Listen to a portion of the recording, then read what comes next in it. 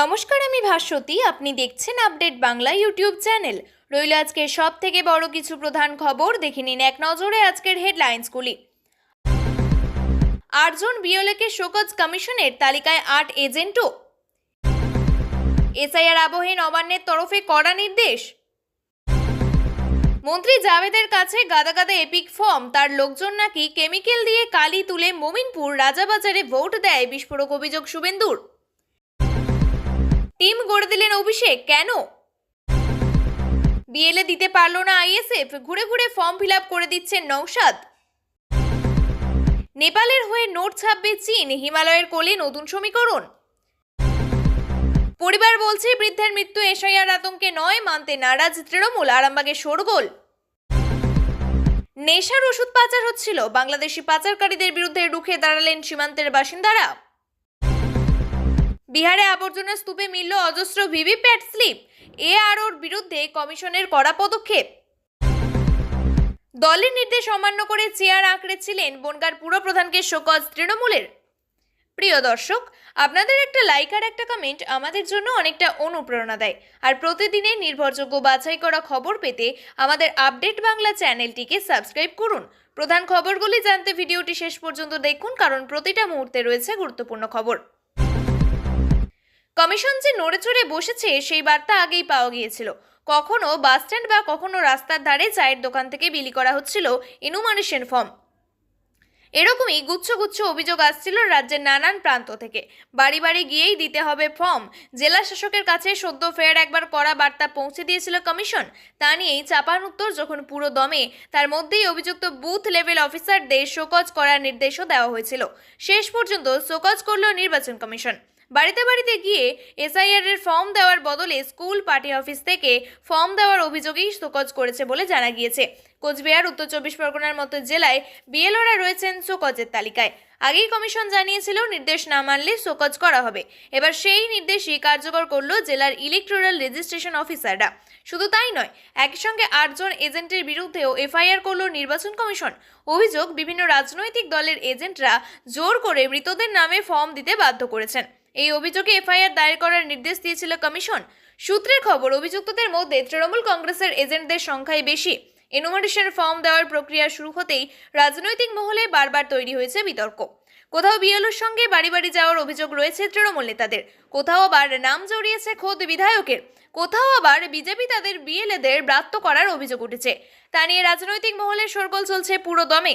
এদিকে তথ্য বলছে, বিএলএ 2 দেওয়ার নিরিখে প্রায় সমানে টক্কর চলছে তৃণমূল বিজেপির মধ্যে। পিছিয়ে নেই বিজেপিও।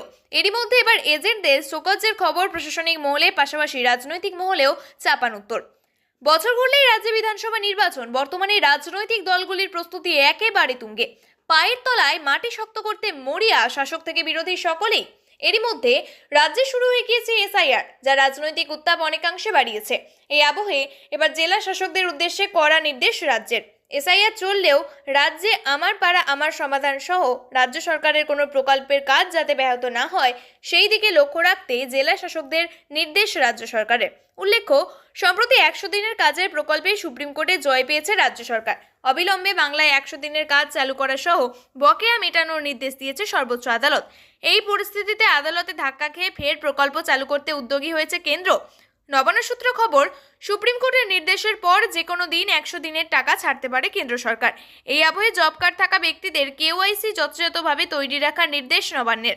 পাশাপাশি জব কার্ড হোল্ডারদের জব কার্ডের সঙ্গে আধার যোগেরও প্রায় কাজ শেষ করার নির্দেশ নবান্নের। এসআইআর নিয়ে দুই যুযুধান রাজনৈতিক দল ময়দানে নেমে পড়েছে। কখনো তৃণমূল, কখনো বিজেপি, একে অপরকে দোষারোপ করতেই ব্যস্ত।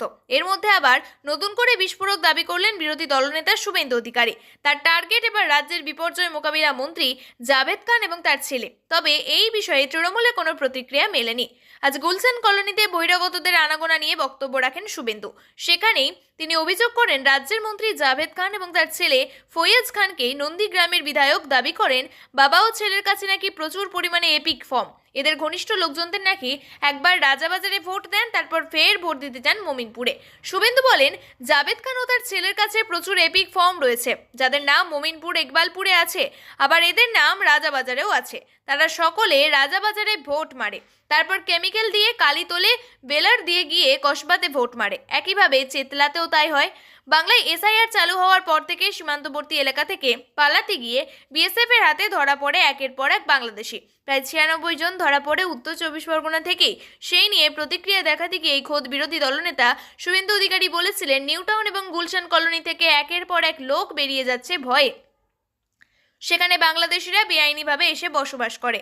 আজ এবার সোজা রাজ্যের মন্ত্রীকে আক্রমণ নন্দীগ্রামের বিধায়কের। এসআইআর আতঙ্কে একের পর এক সাধারণ মানুষের মৃত্যু হচ্ছে। গত কয়েকদিন ধরে এই অভিযোগ তুলে সরব হয়েছেন রাজ্য শাসক দল তৃণমূল কংগ্রেস।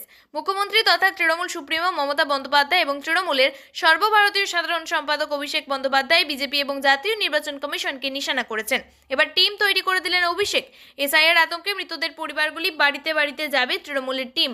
শুক্রবার রাজ্যের শাসক দলের দুই টিম দুই মৃতের পরিবারের সঙ্গে দেখাও করবে। গত 27 অক্টোবর পশ্চিমবঙ্গ সহ দেশের 12টি রাজ্য এবং কেন্দ্রশাসিত অঞ্চলে বিশেষ নিবিড় সংশোধন শুরুর দিন ঘোষণা করবে কমিশন। 4 নভেম্বর থেকে বাড়ি বাড়ি গিয়ে এনুমারেশন ফর্ম দেওয়া শুরু করেছেন বিএলওরা। এদিকে রাজ্যে এসআইআর শুরুর ঘোষণার পর থেকে আতঙ্কে একাধিক জনের মৃত্যু হয়েছে বলে তৃণমূলের দাবি। উত্তর 24 পরগনার আগরপাড়ায় প্রদীপ কর নামে এক ব্যক্তির এসআইআর আতঙ্কে আত্মহত্যা করেন বলে দাবি। শ্রদ্ধার্ঘ্য জানাতে গিয়ে ওই ব্যক্তির বাড়িতে গিয়েছিলেন অভিষেক। এদিন অভিষেক টিম ইন্ডিয়ার পর প্রদীপ করের বাড়িতে যান তৃণমূলের প্রতিনিধিরা। সেই টিমে ছিলেন সাংসদ পার্থ ভৌমিক, পানিহাটির বিধায়ক নির্মল ঘোষ সহ অন্যান্যরা। এসআইআর ইস্যুতে ব্যাক ফুটে আইএসএফ বিএলওর ব্লক লেভেল এজেন্টদের দিতে পারল না নৌসাদের দল। রাজনৈতিক কর্মসূচিতে এসে তাই পিঠ বাঁচাতে নিজেই ফর্ম ফিল আপ করেছেন একমাত্র আইএসএফ বিধায়ক। সুযোগ বুঝে একযোগে সমালোচনা করল তৃণমূল বিজেপি। সেখানে কি সিপিএম এর উপরই ভরসা করছে আইএসএফ? প্রশ্ন রাজনৈতিক মহলে। এসআইআর ঘোষণার পর ইলেকশন কমিশনের পাশাপাশি ময়দানে নেমে পড়েছে শাসক বিরোধী সবাই। রাজনৈতিকভাবে নিজেদের দলের ভাবমূর্তি উজ্জ্বল করতে সচেষ্ট ডান বাম রাম। ভাঙড় বিধানসভায় একাধিক রাজনৈতিক কর্মসূচি থেকে সুর চড়িয়েছেন ক্যানিং পূর্বের বিধায়ক শওকত মোল্লা। সাধারণ মানুষকে পাশে থাকার বার্তা দিয়েছেন তিনি। বড় মঞ্চ করে বিএলএ বুথ সভাপতি এবং সদস্যদের এসআইআর এর কাজ কিভাবে কাজ করতে হবে সেই বিষয় সম্পর্কে বিস্তারিত আলোচনা করেছেন শওকত। কিন্তু প্রশ্ন হলো, এত কিছুর মধ্যে আইএসএফ কোথায়? বিএলএ দিতে পারেনি আইএসএফ। বাড়ি বাড়ি বিএলএদের সঙ্গে যাচ্ছে বিজেপি, সিপিএম এবং তৃণমূলের বিএলএরা, কিন্তু কোনো প্রতিনিধি নেই আইএসএফ এর। আসলে আনরেকগনাইজ পার্টি হওয়ায় বিএলএ দেওয়ার এখতিয়ার নেই নৌসাদের। যদিও ভাঙড়ে একাধিক রাজনৈতিক কর্মসূচি উপস্থিত হয়ে হাল ধরার কাজ চালিয়ে যাচ্ছে নৌসাদ সিদ্দিকী। ভাঙড় বিধানসভায় মোট 286টি বুথ, সেখানে 286তে বিএলএ দিয়েছে তৃণমূল, 105-এ বিএলএ সিপিএম এর, বিজেপি দিয়েছে 78টি বুথে বিএলএ।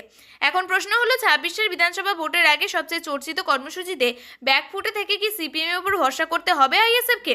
নৌসাদ সিদ্দিকীকে এই বিষয়ে প্রশ্ন করা হলে তিনি বলেন, আসলে আমরা রেজিস্টার্ড পার্টি, কিন্তু রেকগনাইজড নই, তাই আমাদের বিএলএ দেওয়া যায় না। তবে আমি মানুষের পাশে আছি, ফর্ম ফিল আপ করতে সাহায্য করছি। হিমালয়ের কোলে চীনের ছায়া, প্রতিরক্ষা কিংবা সাম্রাজ্যবাদী হিসাবে নয়, ব্যবসায়িক সমন্বয়ের মধ্যে নেপালকে হাতছানি দিয়েছে জিনপিং এর দেশ। শুক্রবার একটি বিবৃতি প্রকাশ করেছে নেপাল রাষ্ট্রীয় ব্যাংক। বলে রাখা প্রয়োজন, এটি নেপালের অধীনস্থ একটি রাষ্ট্রায়ত্ত ব্যাংক।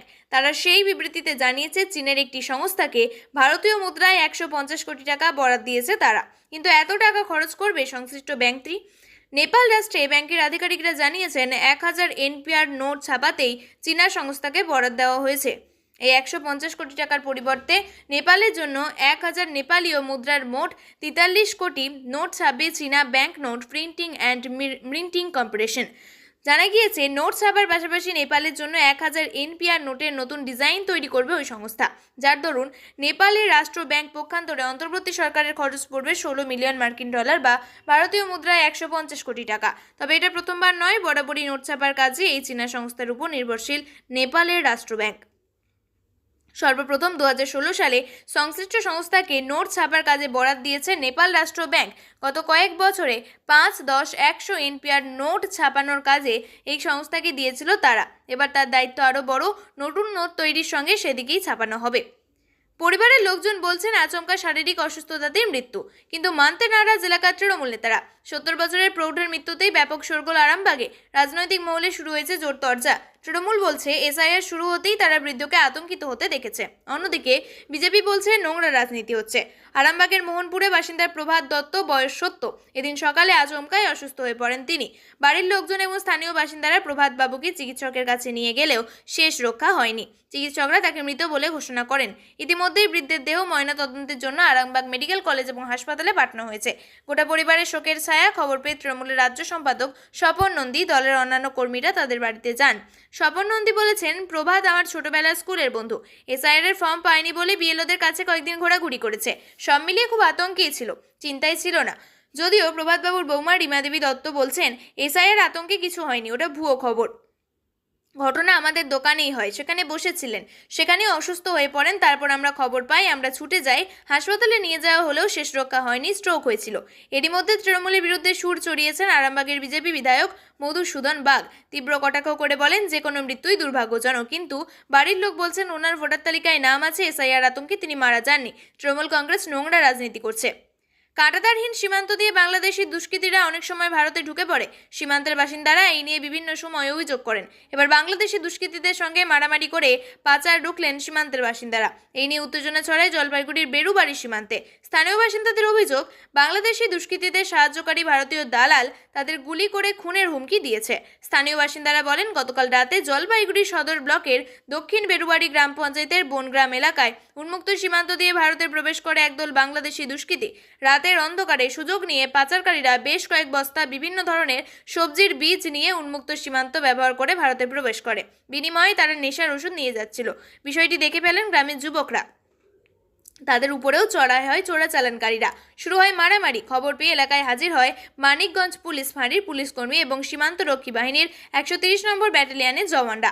ততক্ষণে অবশ্য বাংলাদেশের দুষ্কৃতীরা সীমান্ত পেরিয়ে পালিয়ে যায়। ঘটনায় আহত হন বনগ্রামের যুবক সমীর রায়। তাকে চিকিৎসার জন্য হলদিবাড়ি গ্রামীণ হাসপাতালে নিয়ে যায় বিএসএফ। অভিযোগ, পাচার করতে না পারায় স্থানীয় পরিবারগুলিকে হুমকি দিয়েছে ভারতীয় দালাল, আর এতে আতঙ্কিত গ্রামের মানুষ। আহত সমীর রায় বলেন, সীমান্ত এলাকায় পাচারের প্রতিবাদ করায় আমাকে মারধর করেছে বাংলাদেশি পাচারকারীরা।